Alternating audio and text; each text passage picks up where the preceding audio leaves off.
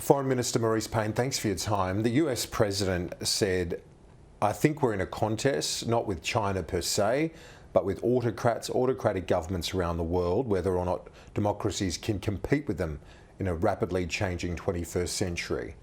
Do you agree with his assessment after the G7? I think it's a fair assessment, and I think it is reflected in what Australia and many of our like-minded counterparts around the world have been pursuing for some time now. We have to show the practical side of democracy, the value of democracy, and show that to the world. And the G7 Plus meeting has been a valuable example of that. The opportunity that I had to participate in the forerunner meetings in London last month also demonstrated that. The working relationships are getting closer and closer. They're getting deeper in terms of perhaps the traditional groupings that we know well, but also seeing the formation of more contemporary groupings. The Quad is a good example of that. Some of the trilateral relationships like Australia, India, France also reflect that. The creativity that some of the democracies are bringing to these conversations. And when you say you've got to show the practical example of what the democracy or the model of liberal democracies provide, is that part of that approach in terms of that Build Back Better world that the G7 put up? Is that basically a counter to the Chinese model of Belt and Road? I think it's about demonstrating to the developing world and demonstrating to our partners that we are reliable, transparent and accountable partners, and infrastructure is a very good place to start. It's reinforced in our own region by what we are doing with the Australia Infrastructure Financing Facility for the Pacific. And today I just participated virtually in the signing ceremony for the Tina River hydropower transmission project in the Solomon Islands. That's a really good demonstration of practical contributions that are responsive to the countries in which we are engaging, with whom we are working, that reflect their needs and their priorities, and that we know will continue to serve them in the decades ahead in the way they need them to. It's so important to stump up the cash though, isn't it? It's fine to have that model, as we heard out of the G7, but then it's the challenge for those nations is to then deliver, because you're talking about trillions of dollars needed to fill the infrastructure gap in the developing world, and if they don't stump up, sure. China fills that void completely. And in our region alone, we know that the infrastructure gap is enormous. The ADB has made that assessment, and it's tens of billions of dollars over the years till 2030. So part of what we do, or whether it's through loans or grants through the Australia Infrastructure Financing Facility, is important in that regard, and the contribution in the Solomon Islands is testament to that.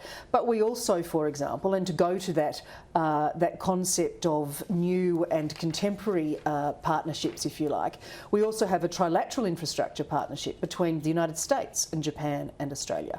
That delivered the submarine cable to Palau, which we finalised last year, again at an in-person meeting of the Quad foreign ministers in Japan.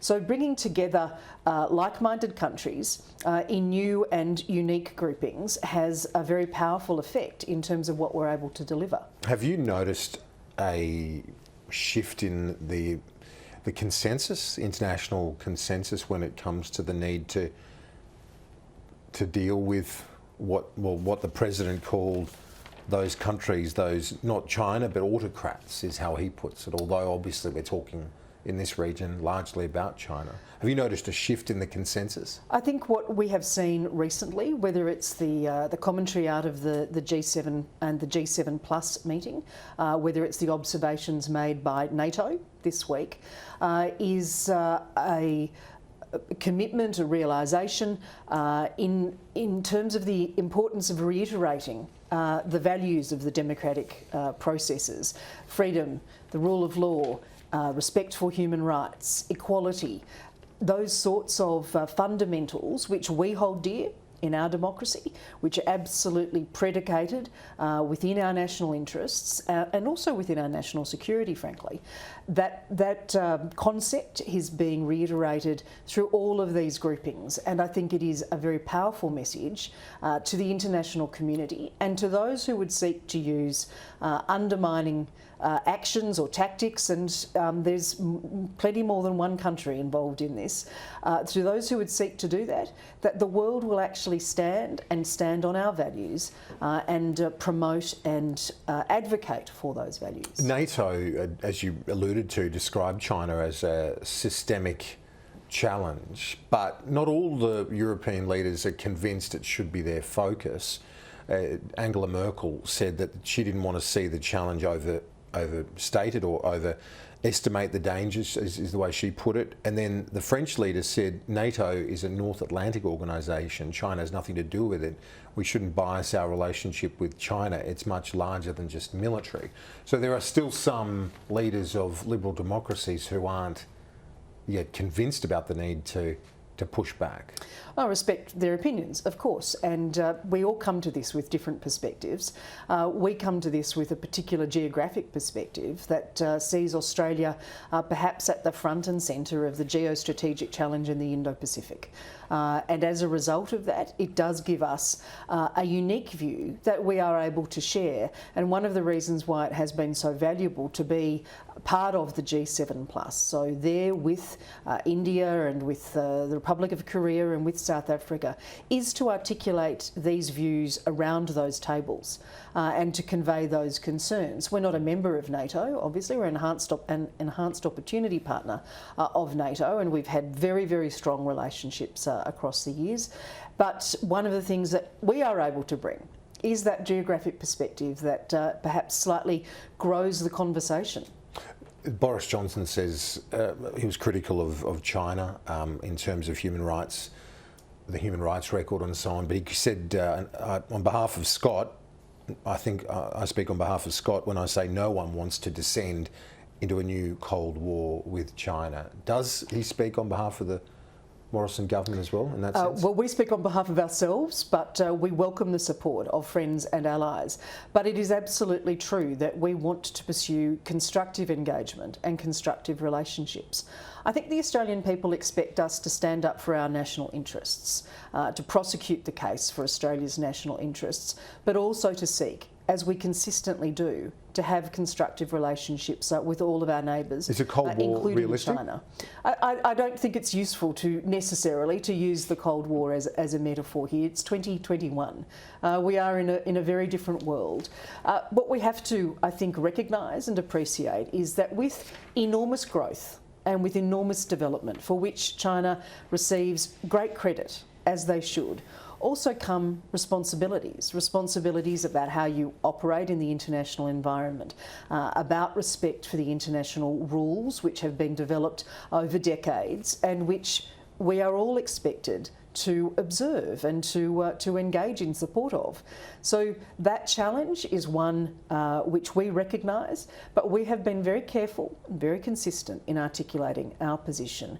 We encourage and want a constructive relationship, but ultimately we will always stand up for Australia's national interests first. Do you think we can learn something from the Singapore Prime Minister, who said, alongside our PM again in these recent talks, you have to be able to work on the basis that you don't have to become like them, neither can you hope to make them like you, that this is a big world in which there are different countries, and work with others who are not completely like-minded.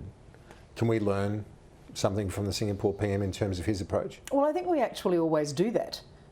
With countries around the world, we will not always agree on everything. In fact, we don't always agree on everything with our closest friends, let alone countries with whom we have very significant differences in government or in approach on issues.